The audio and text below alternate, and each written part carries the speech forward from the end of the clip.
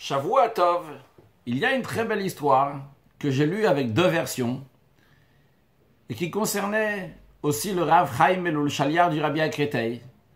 Et vu qu'il habite en France, je me suis dit c'est l'occasion pour l'appeler et lui demander quelle est la version qui est juste. Et il m'a dit ni cette version ni l'autre version.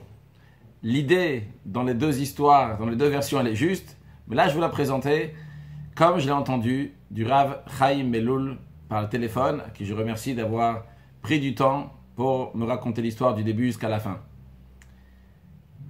À Créteil, dans les années 75-80, il y avait une famille à Souline et ils avaient un cousin qui habitait au Rincy. Ce cousin qui habitait au Rincy venait voir sa famille à Souline de temps en temps.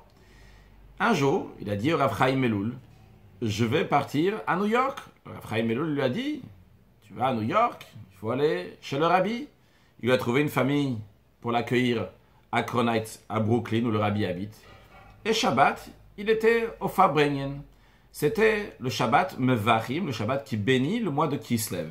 C'est bien avant que le Kinus HaShluchim, la réunion des émissaires du rabbi, a commencé. Le Kinus HaShluchim à Olami, la réunion des émissaires du rabbi du monde entier, a commencé en Tafshin Memchet en 1988. Ça, comme on l'a dit, il s'agit dans les années 75-79 environ. Donc, il était chez le rabbi au Farbrengen. Il ne comprenait pas un mot de Yiddish. Le rabbi parlait en Yiddish au Farbrengen. Et à la fin du Farbrengen, il a vu qu'il y avait des gens qui allaient prendre une bouteille de vodka. Le rabbi leur donnait une bouteille de vodka pour le Chaim. Alors, de quoi s'agissait-il? Avant, les gens qui avaient ils organisaient un gala, un dîner, une occasion particulière.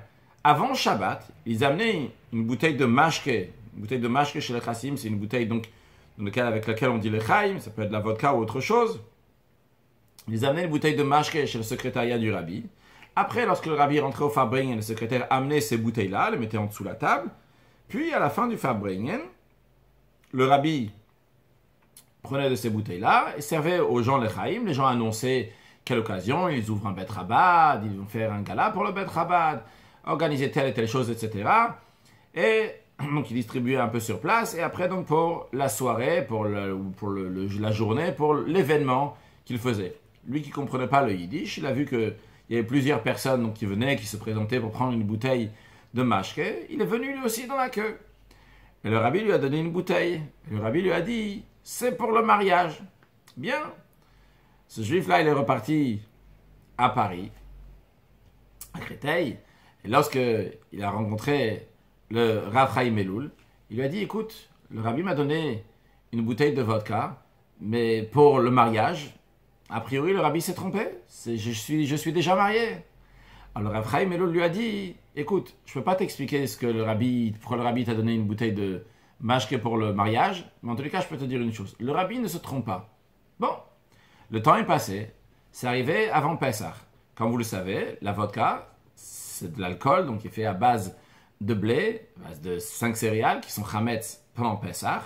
Et donc, il fallait le boire avant Pessah. C'est vrai, il y a une option de le vendre aussi à un non-juif, mais chez les chassidim, il est coutume de ne pas vendre quelque chose qui appartient au rabbi, quelque chose de saint qui vient du rabbi, ne pas le vendre à un non-juif. C'est la raison pour laquelle il fallait boire cette bouteille-là avant Pessah. Alors, qu'est-ce qu'il a fait, ce juif-là qui habitait au Rincy? Il a invité ses amis, une vingtaine de personnes, pour un dimanche, midi.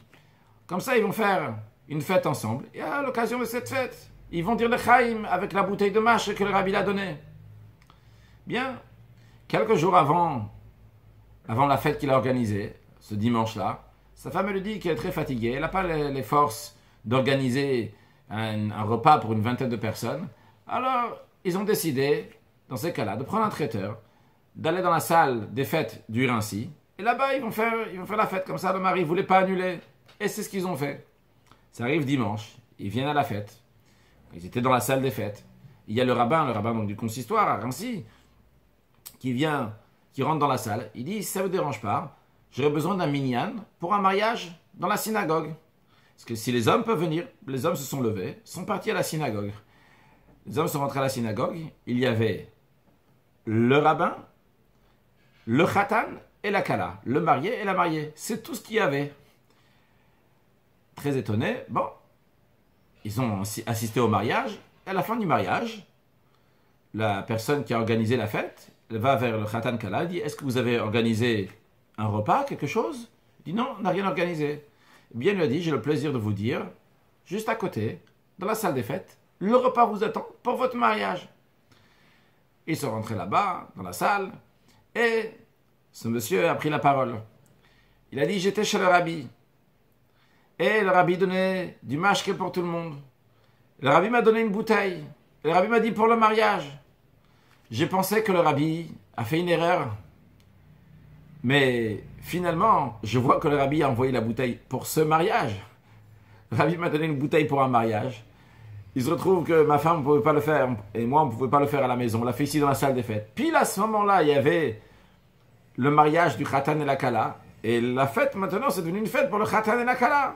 Extraordinaire. C'est déjà extraordinaire, mais c'est pas fini. La Kala a demandé la parole, a dit, moi je voudrais raconter quelque chose. Pourquoi il n'y a personne à mon mariage? Moi j'étais déjà marié. Et j'ai une vie très difficile, très triste. Et j'avais peur de me remarier. Et j'ai eu un divorce qui était très difficile. Et suite à ça, je me suis embrouillé avec tous les gens de ma famille, où ils sont embrouillés avec moi. Et donc, personne n'a voulu venir à mon mariage. Mon mari, c'est un converti, un guerre. Et donc, il n'a pas de famille donc, pour venir au mariage. Et donc, c'est comme ça qu'on s'est retrouvés seuls. Et j'étais très douteuse en ce qui concerne le mariage. Est-ce qu'il fallait que je me remarie? Parce que dans la fois précédente, lorsque j'étais marié, ça s'est mal passé. Et j'ai écrit une lettre au rabbi. J'ai demandé au rabbi, s'il te plaît, envoie-moi un signe que je fais la bonne chose, d'aller me marier maintenant. Et le rabbi m'a envoyé cette bouteille de mashke, le chaim, pour mon mariage. Incroyable. Alors, le message, il est, évidemment, le rabbi ne se trompe pas. Le rabbi voit les choses bien plus loin que nous. Quand on voit juste à notre bout du nez, on a l'impression que le rabbi s'est trompé. Les choses, ça ne marche pas, c'est pas juste. Bientôt, ça va être 25 ans de Hiloula, depuis Gimel Tammuz, le 3 Tammuz 1994. Le rabbi a dit que nous sommes la dernière génération de l'exil, la première génération de la délivrance. Et à première vue de foi, on peut dire, peut-être le rabbi s'est trompé, ça n'a pas marché, c'était un souhait, il voulait, mais c'est pas arrivé. Cette histoire, parmi tellement d'autres, nous rappelle qu'un tzaddik, un rabbi, un chef de la génération, il voit beaucoup plus loin que nous. Il voit des choses de loin. Et lorsque le rabbi nous dit que nous sommes la dernière génération de la délivrance, nous sommes la dernière génération de l'exil, la première génération de la délivrance, c'est une certitude, c'est une évidence. Seulement quoi? Des fois, on ne voit pas tout de suite. En tous les cas, ça arrive. Il faut se préparer en rajoutant des actes de bonté et de bienfaisance pour accueillir Mashiach, now. Excellente journée, Shavua Tov.